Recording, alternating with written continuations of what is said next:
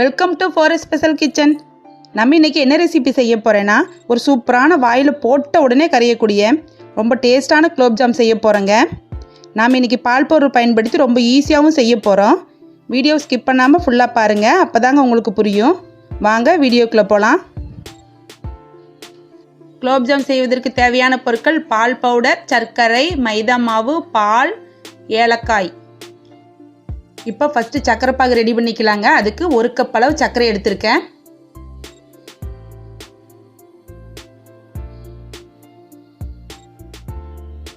ஒரு கப் சர்க்கரைக்கு 2 கப் அளவு தண்ணி ஊற்றிக்கணும்.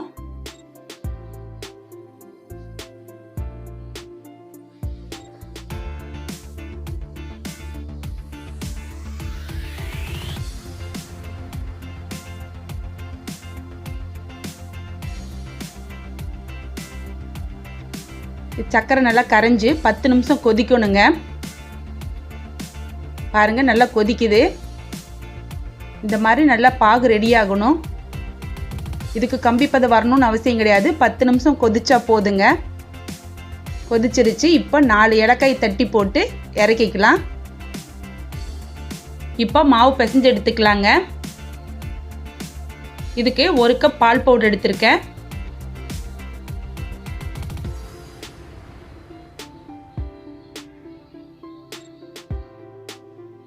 இது கூட 1 ஸ்பூன் மைதா மாவு சேர்த்திக்கலாம்.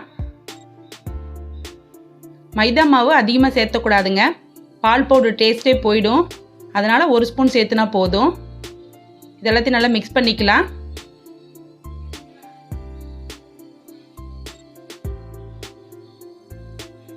இப்போ பால் கொஞ்சம் கொஞ்சமாக சேர்த்து பிசைஞ்சுக்கலாங்க.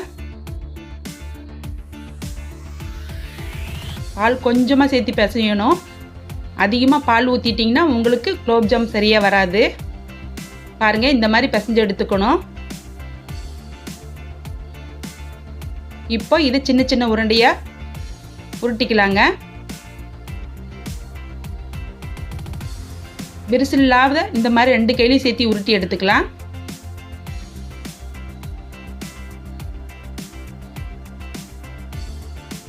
உருண்டை பிடிக்கிறப்ப விரிசல் வரக்கூடாது. நம்ம ஆயிலில் போடுறப்ப தனித்தனியாக பிரிஞ்சிடும். அதனால் இந்த மாதிரி விரிசல் இல்லாத உருண்டை பிடிச்சிக்கலாம்.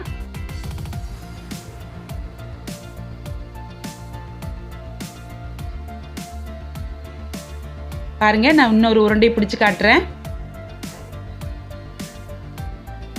இந்த மாதிரி 2 கையிலையும் சேர்த்து உருட்டிக்கணும்.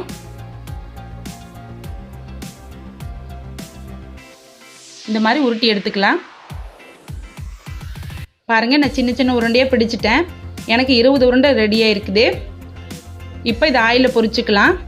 ஒரு கடாயில் ஆயில் விட்டு ஹீட்டான பிறகு நம்ம இந்த உருண்டைகளை பொரிச்சுக்கலாம். ஆயில் அதிகமாக ஹீட் ஆகக்கூடாதுங்க, நார்மலாக இருக்கணும்.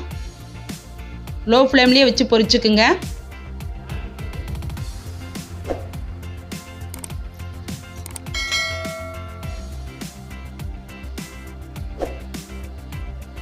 உருண்டைகளை போட்ட பிறகு லைட்டாக கலக்கி விடுங்க.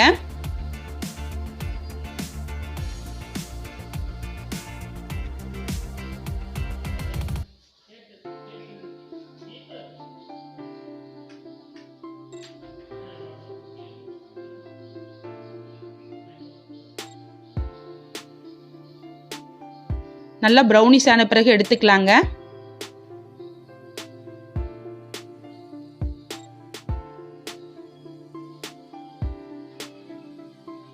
பாருங்க, நல்லா ப்ரௌனிஷ் ஆயிடுச்சு.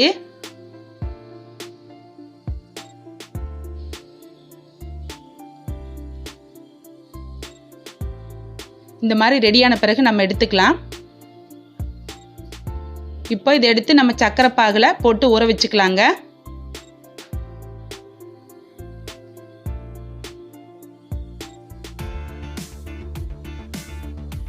இது ஒரு 1/2 hour ஊறினாதான் நல்லா டேஸ்டா இருக்கும். இதே மாதிரி இன்னொரு செட்டு போட்டுக்கிறேன் பாருங்க.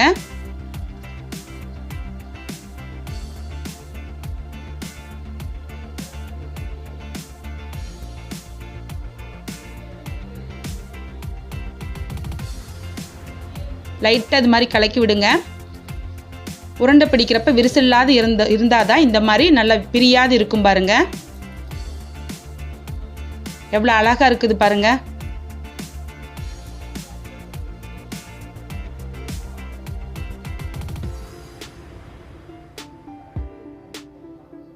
நல்லா ப்ரௌனிஸ் ஆன பிறகு இந்த மாதிரி எடுத்துக்கலாம். இதை எடுத்து சக்கரை பாகில் போட்டு ஊற வச்சுக்கலாங்க. இது நல்லா 1/2 அன் ஹவர் ஆன பிறகு நம்ம எடுத்து சாப்பிட்டுக்கலாம்.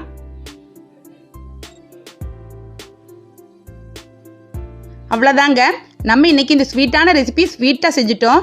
நம்ம செஞ்ச குலோப்ஜாம் சூப்பரான டேஸ்ட்டில் கிடச்சிருக்கு. நீங்களும் இந்த ஸ்வீட்டை கண்டிப்பாக ட்ரை பண்ணுங்கள். ட்ரை பண்ணிவிட்டு உங்கள் ஃபீட்பேக்கை மறக்காமல் கமெண்ட் செக்ஷனில் கமெண்ட் பண்ணிவிடுங்க. இந்த வீடியோ உங்களுக்கு பிடிச்சிருந்தால் லைக் போடுங்க. மற்றவங்களுக்கு யூஸ்ஃபுல்லாக இருக்கட்டும்னு நினச்சிங்கன்னா ஷேர் பண்ணுங்கள். அப்படியே நம்ம சேனல் ஃபார் ஸ்பெஷல் கிச்சனுக்கு சப்ஸ்கிரைப் பண்ணிவிட்டு பக்கத்தில் உள்ள குட்டியாக அழகாக ஒரு பெல் ஐக்கான் இருக்கும், அதையும் ப்ரெஸ் பண்ணி ஆல் ஆப்ஷன் கொடுத்துடுங்க. அப்போ தாங்க நாங்கள் போகிற ரெசிபி எல்லாத்தையும் நீங்கள் மிஸ் பண்ணாமல் பார்க்கலாம். மீண்டும் ஒரு நல்ல ரெசிபியுடன் வரேன். தேங்க்யூ.